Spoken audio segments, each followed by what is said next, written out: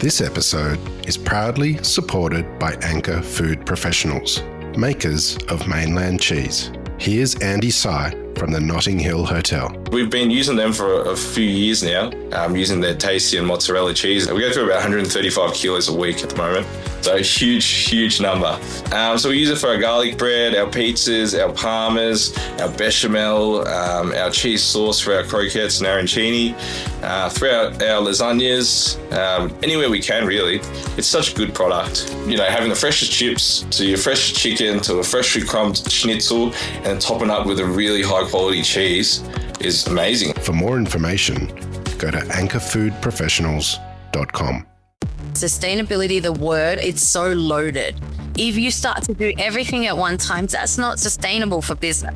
It overwhelms the team, it overwhelms your profit margins. You don't know what change is actually working. Do one thing that's achievable. Hey everybody, it is Dani Valent here with you, and we are celebrating 800 episodes of Dirty Linen at the moment. I don't know quite how I'm going to celebrate. Definitely feel like throwing a massive party and inviting everybody that's ever been on the show. But that might get a little bit out of hand. So I don't know, if you've got ideas about how we should celebrate this milestone, please get in touch. I always love hearing from my listeners. Just over 5 years ago when we started the podcast, it was the second on the Deep in the Weeds podcast network. It was because there were stories that urgently needed to be told from the world of food. So we got about it. 800 conversations later, I'm still here to show and share the power and possibilities of connecting around food. Thank you so much for being on the journey with me. There is never any shortage of good things, hard things, important things to talk about when it comes to the world of food and gathering in hospitality and good spirit. Today's guest is going to help us dig into something essential, something we all need to engage with, something that affects us, whether we think we care about it or not, but something that can also seem too complicated, too hard, too confusing. Do you know what I'm talking about? It is sustainability. Stay with me, come on. Natalie Bolt is a hospitality sustainability consultant and educator, and she is going to clue us in to this crucial topic and how we can engage with it in a way that is meaningful and change making. Is that right, Natalie? I think you pretty much nailed it, really. Well, that's very good. That's a good start. We love to be nailing things on the Dirty Linen Food podcast.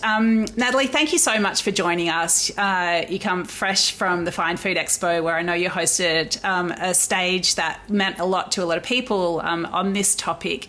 Tell us a bit about yourself and what drives you to be a sustainability consultant. Well, I'm first and foremost, I'm a chef. I'm a chef by trade. I've been a chef for 18 years. That is the core of who I am. And it's just probably one of the main reasons I'm so driven in this subject. And the whole drive between sustainability, I feel like it was an accident for me. I just fell into this. And once I started to realize, first of all, what it was, what effects it could have and how it could have a positive effect for people, planet and profit, I realized that, you know, there was really something here and we could really create a more resilient industry by using some of these principles. So here I am 18 years later, not 800 episodes, but 18 years. And I've co-founded the Table Food Consultants, and we're really a chef-led consultancy, and we're just trying to create more resilience in business and planet and industry. Amazing, Natalie. So important. And we're here to celebrate all the milestones. So 18 years of doing what you're doing and creating change is certainly something that should be celebrated as well.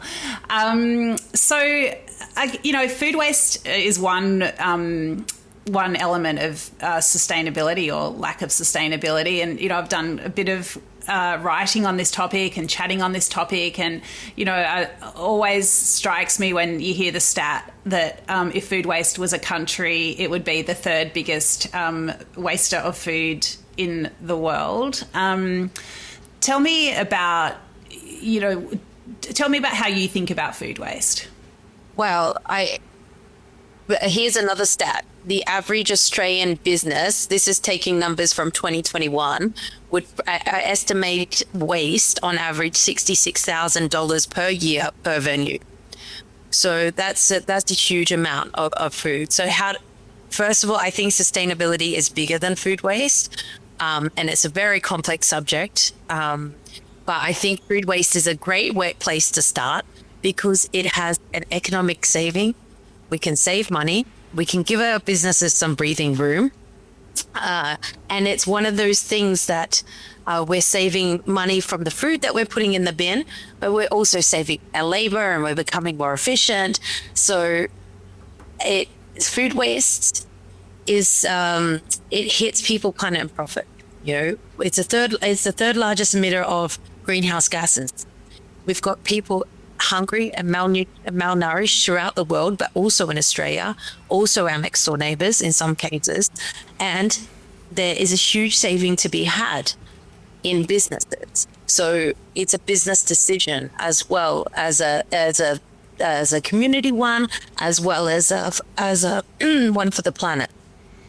So what are when you start talking about ways to save money, I think businesses instantly sit up and listen because everybody is looking to, find a margin or increase a margin.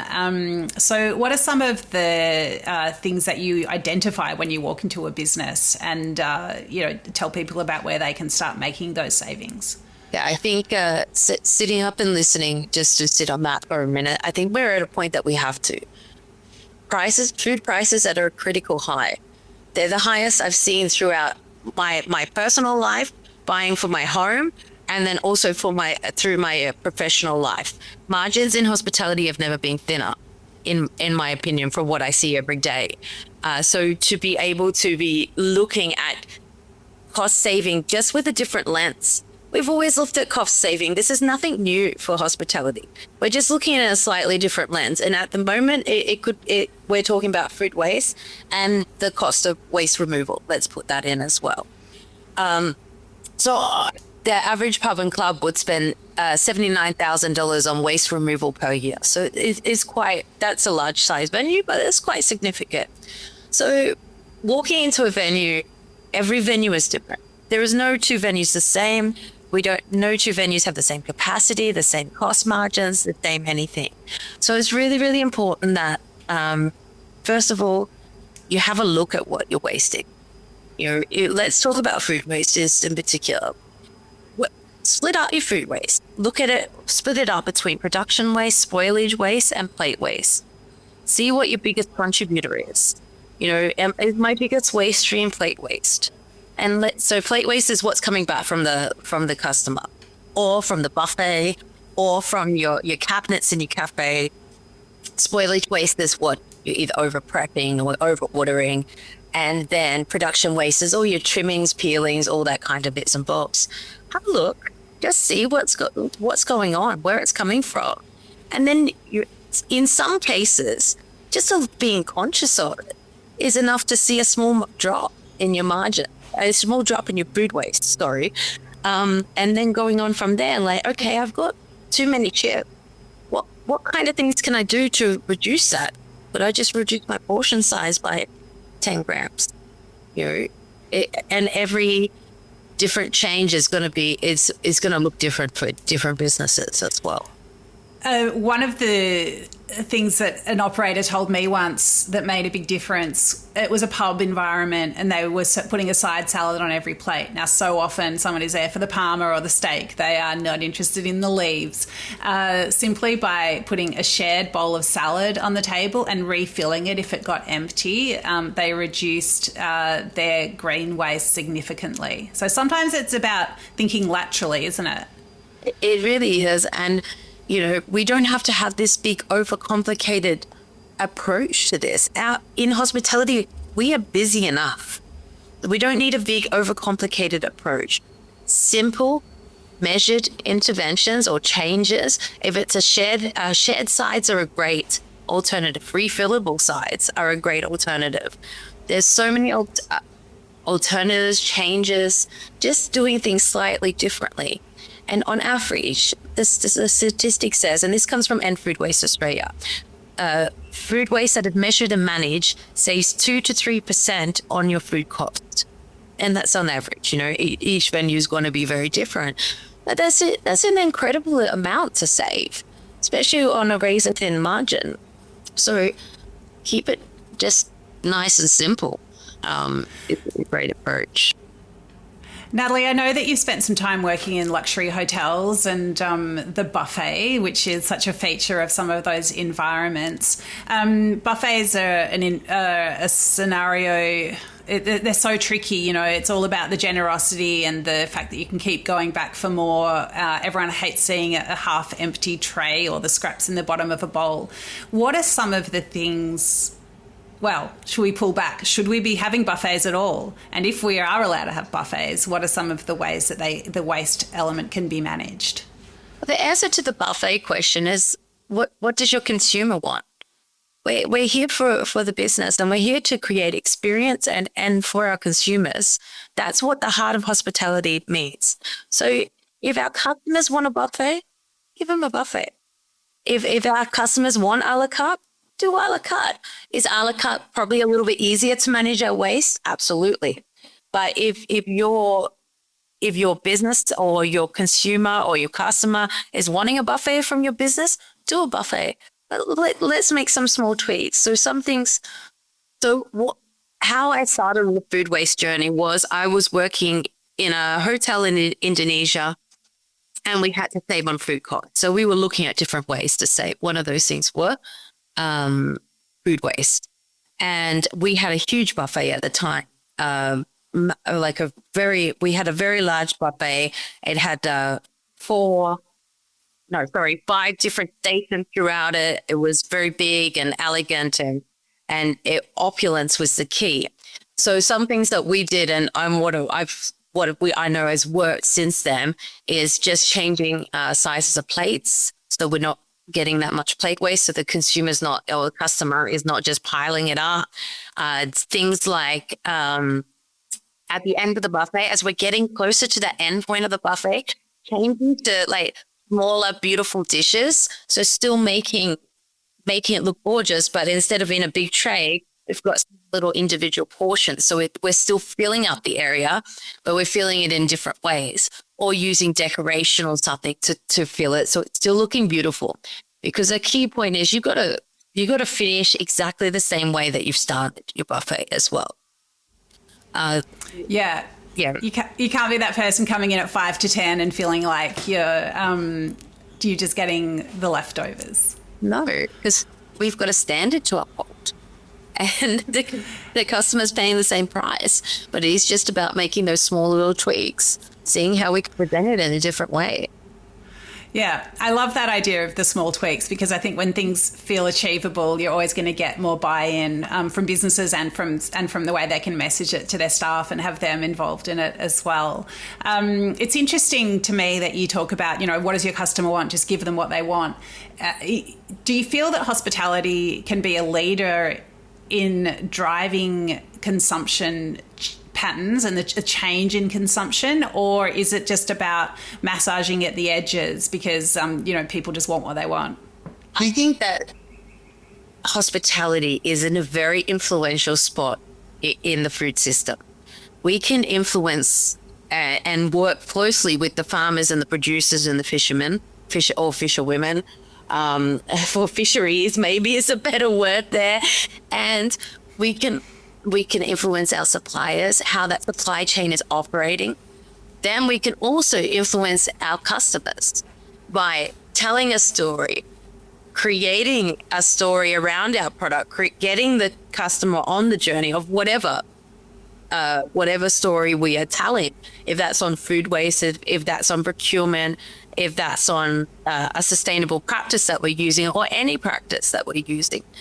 And that's not only doing that, it's creating an experience. So I think that we're in a very, very unique position. And I don't think that anybody but hospitality sit in this position in the food system that can influence both sides. That's such a good point. Like, because hospitality really sits at this intersection between the producers and the consumers in a way that's obvious, but it's also is this sort of powerful nexus. What are some of the great examples, Natalie, of producers or the type of produce that people are sourcing and the way that they can create those stories that they tell to their customers? There's amazing stories. So throughout hospitality that we see, and it really depends on which scale. This is a small scale venue. They're buying their carrots off a small scale farmer.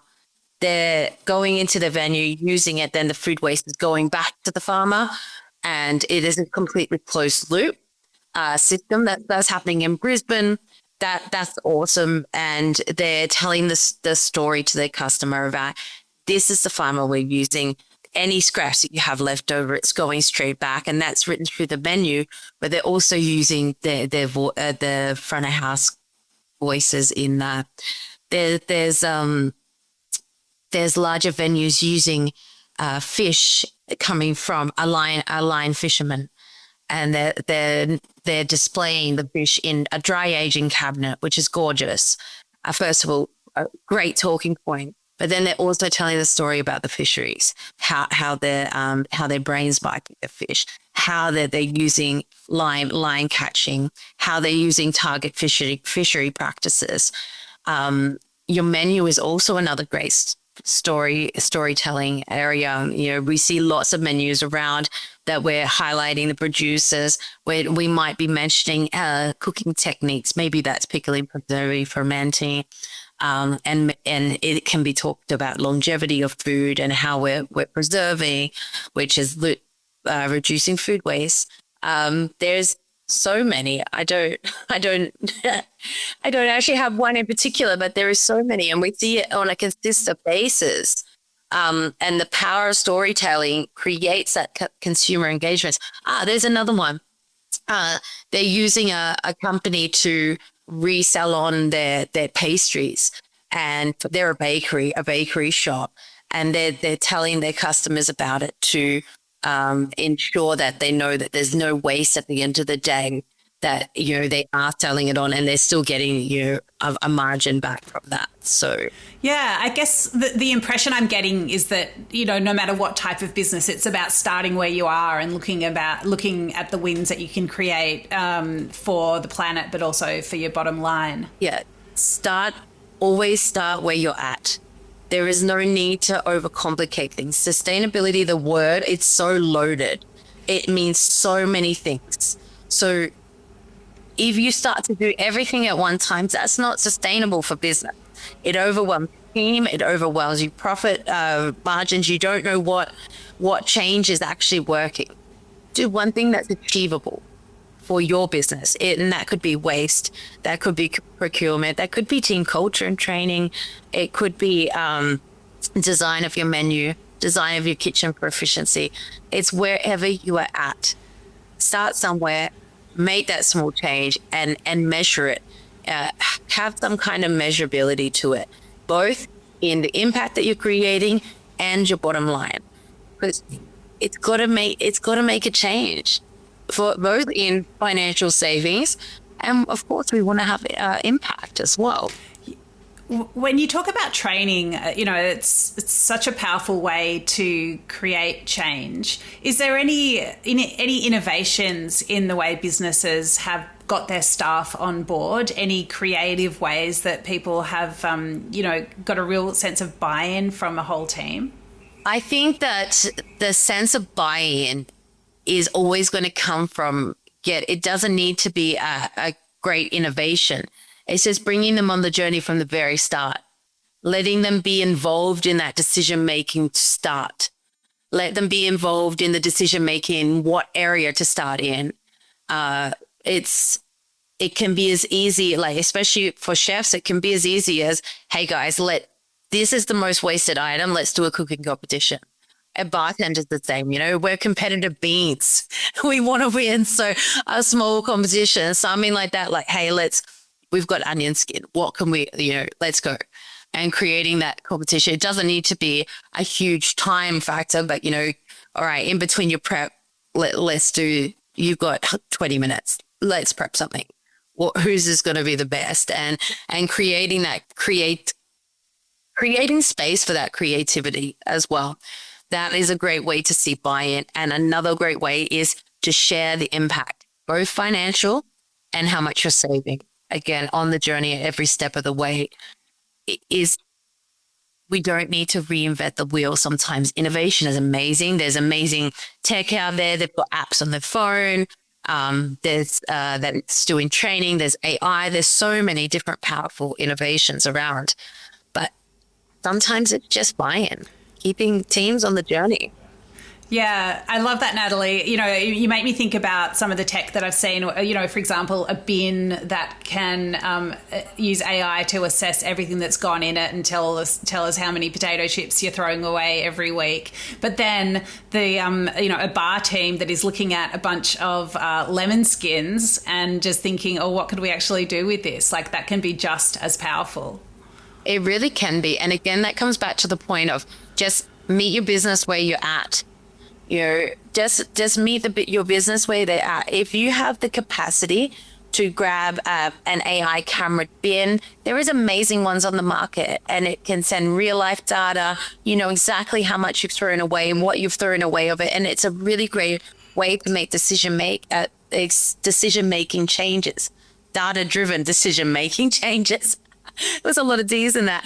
But another way, if you're not at that stage, you know, can you just separate it in buckets, in tubs on your benches? Can you just get your teams involved with a creative activity? Meeting your business where you're at is really important. Don't overwhelm it. Don't make it so complicated.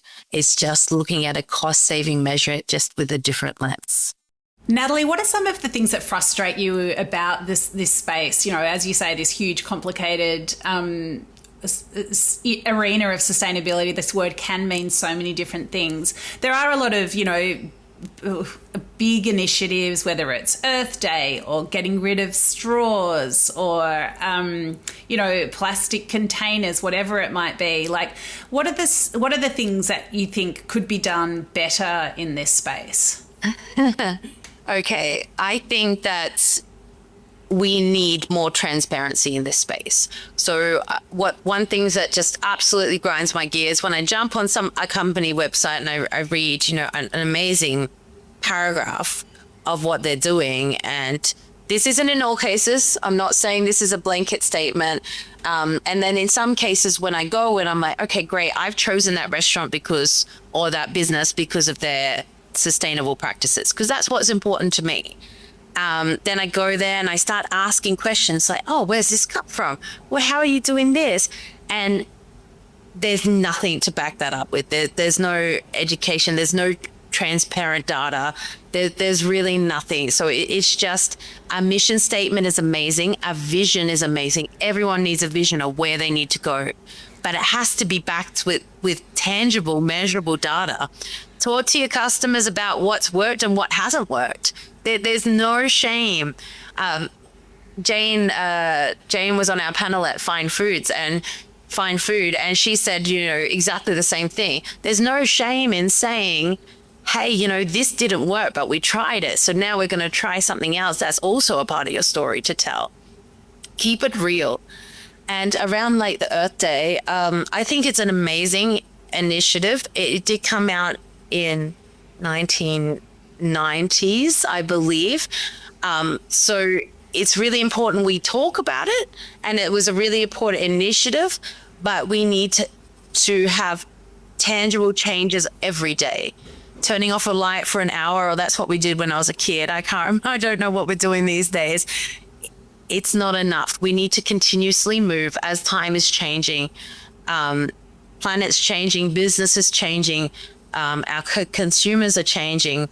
We need to be evolving with that. And as we're evolving and changing and creating interventions and creating practices around this big loaded word, choose one thing and make sure it's measurable and it's tangible. Doesn't matter how small it is.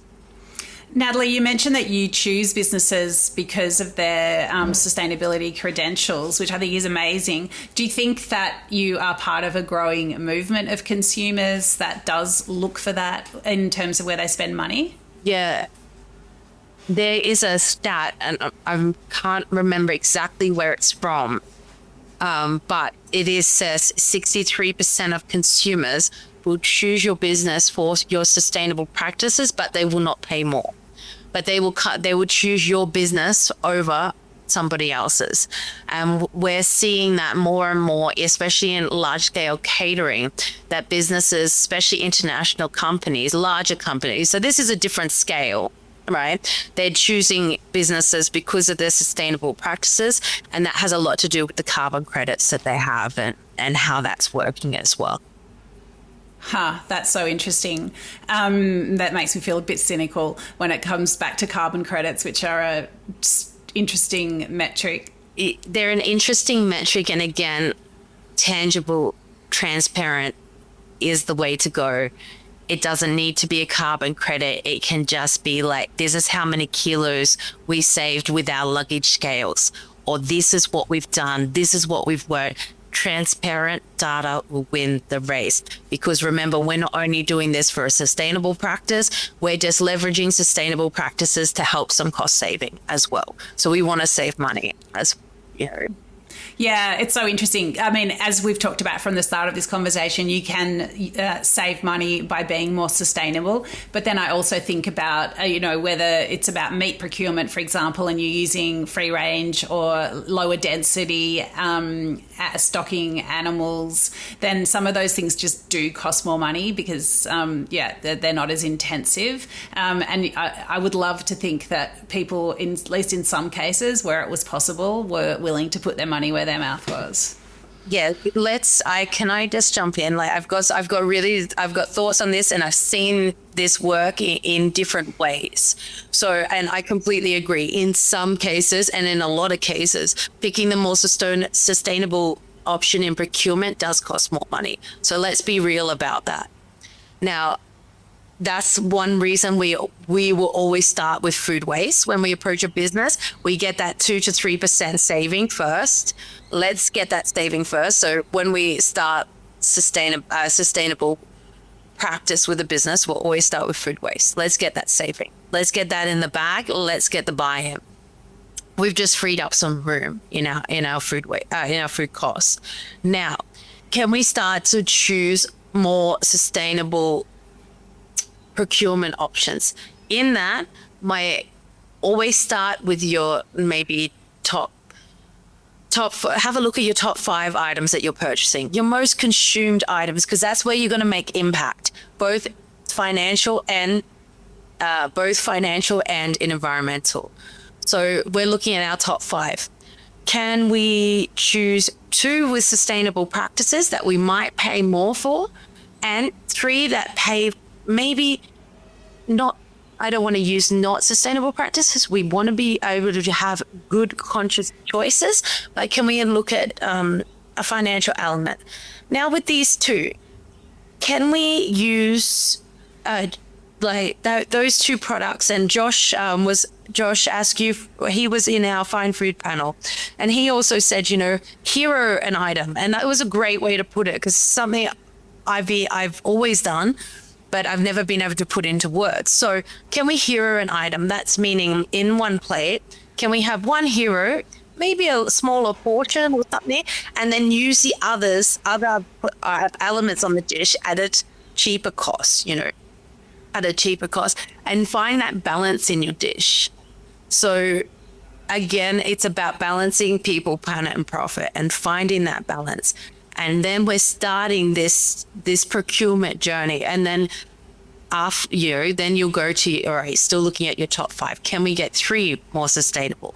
Then 4, because you're also balancing your finances, knowing how much more you can spend. And it is a continuous effort.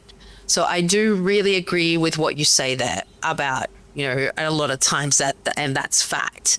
But how can we still balance those 3 elements of sustainability, people, planet, profit? I love it, Natalie, because you're leaning into the creativity of chefs and the people who run restaurants, where it's not a either or, it's a both and. It makes it so much more fun, and you just think people would be so much more engaged with that process of creating and the storytelling opportunities on a plate when it's been engineered in such a way. That's really quite a thrilling insight for me. And hospitality, we're creative beings by nature. We've always been creative. We've been trained to be creative. So instead of, traditionally we just looked at balancing flavors, which we still do, and balancing textures. Now we're also looking at a business element of how can we balance those three, let's just talk 3 Ps of sustainability. How can we balance them? How can we create a hero and then cheaper options on the plate? So we've got a balanced plate that's not costing us the world, but we've still got some smarter procurement decisions in there. And we are still moving the needle slowly but surely. Yeah, I love that. Natalie, speaking of moving, I know that your life is quite exciting. You're between Australia and Sri Lanka. Tell us a bit about yourself and your different homes. Well, it's always busy. I am always busy. Right now I'm in Cairns. I'm originally from Cairns. Cairns is my home. This is my town. So obviously I have a base up here with my family. We have a base in Brisbane because I live there half of the year. The other half of the year, we have a base in just out of Colombo in Sri Lanka. My husband, my fiance, is he's Sri Lankan, so we have a family, a life. We've got a whole community over there, and I go back and forth. I also travel quite a bit. I was in Europe this year, studying, being involved in some sustainability summits with the European Union and a university over there, and because it's really interesting to get the insights from Europe as they're a little bit more advanced, I would say, in policy and in innovation as well. So bringing that back. I've spent it's not a big deal for me to go back and forth. I spent most of my career was going between the Middle East and Asia. And I come back to Australia in 2020. And from there it was Cairns, Brisbane, Newcastle, Sydney, Brisbane. Like it's always been like that. So everyone's like, oh, it's so exciting. But for me, it's kind of normal now that I have always been moving, and if I stay in one place too long, I'm like, getting itchy feet now. Let's go. So I definitely learn a lot from that. I definitely have many different perspectives. My life in Sri Lanka and Brisbane is 2 different worlds, but I'm very blessed to be in both of them. What do you love about Sri Lanka? The food, the culture, the community. We have great friends, and everybody. So we have a house there, and people just turn up, like just the neighbors with a durian, a jackfruit one day, a bag of rambutans, maybe some curry that they've had. Like there's a real community, and if they know that you're busy working or managing family or something, you'll get home and there'll just be like rice and curry sitting at the front step or out the back in the outdoor kitchen, because they know that you wouldn't have had time to cook. The community is really something I love there, and the food. We need to have a moment for the food. The food, the rice and curry, the hoppers, the string hoppers is a vibe, and it's also really interesting that their food system is incredibly local. And that's due to some complications with import tariffs and so forth. So they've been forced due to pricing to work in a very, very local system. And their food that they eat is very based around what is available, price point and so forth. So it's very interesting to see the contrast between that as well. And a lot of those eating decisions come down to price point and what is locally available. So it's very interesting. Oh, yum. You've really made me want to go out for hoppers urgently. Can you have similar conversations about sustainability and waste in Sri Lanka, or is it just a very different environment? Okay, so you can absolutely have the same conversations. There is amazing people working out of Colombo, academics, people in regenerative food systems that are working. The food system in Sri Lanka, it has its own challenges around communication. Like, so for example, sometimes the farmers are sending food, but then the trucks get there and the market's closed. So the food goes back. They have their own challenges, which come from the makeup. They're a little bit poorer. They don't have as much tech and things, so that there is that. But the conversations that are coming out of there, they're really, really strong, and there's amazing people working, doing amazing things, a lot around social sustainability as well. They've got Sri Lanka, I think, they have a hotel that is only ran by women, which is really incredible down in the south.